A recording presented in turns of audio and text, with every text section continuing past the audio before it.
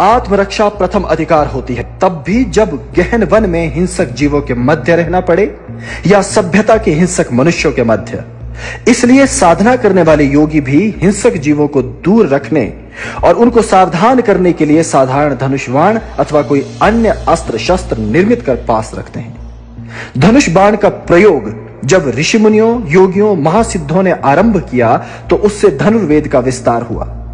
धनुर्वेद धर्म का वो महत्वपूर्ण अंग है जिसके बिना धर्म पालन संभव ही नहीं। जब शासक अत्याचारी हो जाएं, सत्ताएं निरंकुश होने लगें, प्रहरी, सैनिक इत्यादि सभी राज्य सत्ताओं के अधीन हो भ्रष्ट हो जाएं, सभ्यता मूर्खों, पापियों, धूर्तों और षड्यंत्रकारियों से प्रताड़ित होने लगे, तो ऐसी अवस्था में एक साधारण मनुष्य की रक्षा कौन करेगा?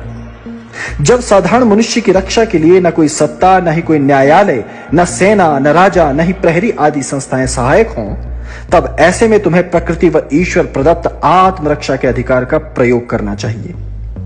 ऐसी ही दुर्भाग्यपूर्ण अवस्था के लिए सिद्धों एवं ऋषि मुनियों ने तुम्हें धनुर्वेद दिया और बाल्यकाल से अभ्यास की सम्मति दी।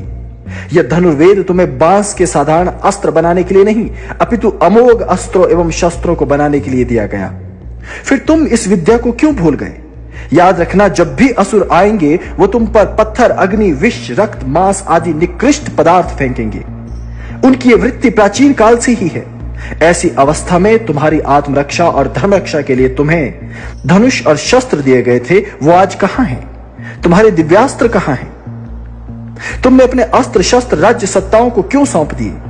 यदि तुम इन सब अस्त्र शस्त्रों को छोड़ चुके हो तो इसका अर्थ है तुम अपने वेदों को ही छोड़ चुके हो, वह धर्म को छोड़ चुके हो। जो वेद विरोधी हैं वो नास्तिक हैं। याद रखना, नास्तिक मलेच्छ, अधर्मी, मूर्ति विरोधी, देवता विरोधी, गुरु विरोधी, गौघातक, देवताओं और धर्म का अपमान करने वाले आदि जो अधम पापी मनुष्य हैं वे नाश योग्य ही हैं।